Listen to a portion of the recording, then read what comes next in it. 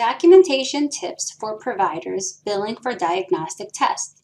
Please watch this entire video, which is not all-inclusive and does not serve as consulting or legal advice, but we do give you food for thought and basic documentation compliance when coding and billing diagnostic tests.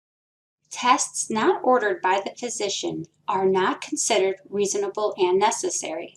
A licensed provider such as an MD, DO, NP, or PA must order all diagnostic X-ray tests, diagnostic laboratory tests, and other diagnostic tests. The tests must be ordered for a specific medical problem. The physician uses the results to manage the beneficiary's specific medical problem and may furnish a consultation. No order? Then don't file a claim. The order can be on a requisition form, charge ticket, or within the progress note. Because this aspect of documentation is so important, let's dive into this deeper. The order must be explicit and support the billing code reported on the claim. General wording such as "run labs" is insufficient. Medicare states that while a physician order is not required to be signed, the physician must clearly document in the medical record his or her intent that the test be performed. Unsigned physician orders or unsigned requisitions alone do not support physician intent to order. Physicians should sign all orders for diagnostic services to avoid potential denials. Documentation in the patient's medical record must support the medical necessity for ordering all services filed on the claim. What does this mean? Well, it means that there should be documentation regarding the reason for the test and how the test results were used in the patient's plan of care. Additional guidelines may apply, so review the insurance carrier's policy, such as the local coverage determinations and articles.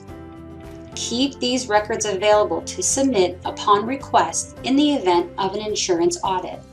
Progress notes or office notes, physician order or intent to order, laboratory results, subsequent visit notes where results were reviewed with the patient, or record of the phone call with the patient to review results. If you bill laboratory services to Medicare, you must obtain the treating physician's signed order and documentation to support medical necessity for ordered services. These records may be housed at another location, for example, a nursing facility, hospital, or referring physician's office. Code 36415 is frequently billed when venipuncture is required to obtain the specimen. Remember, only the provider actually performing the phlebotomy can bill this code for reimbursement.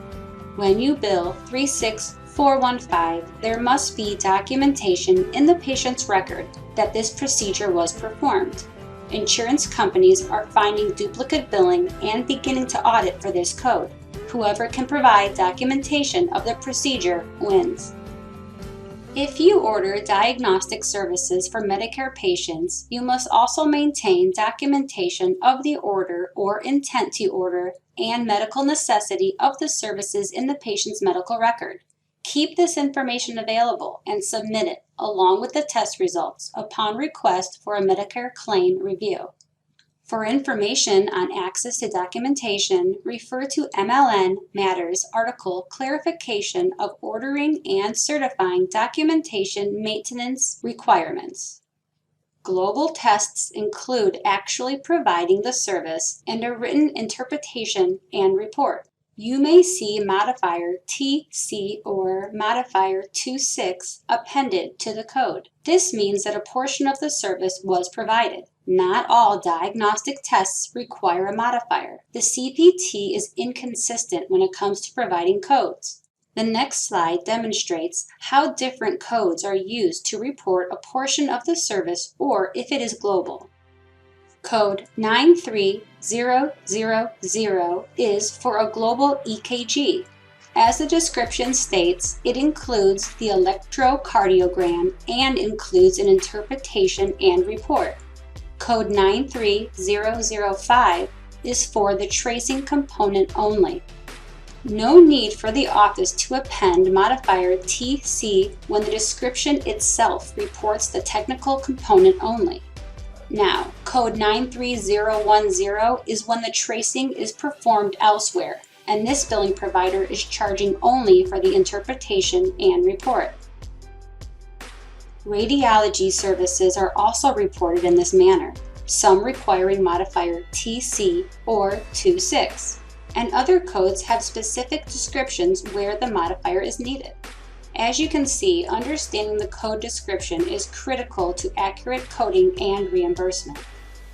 When imaging is not included in a surgical procedure or procedure from the medicine section, image guidance codes, or codes labeled radiological supervision and interpretation, may be reported for the portion of the service that requires imaging.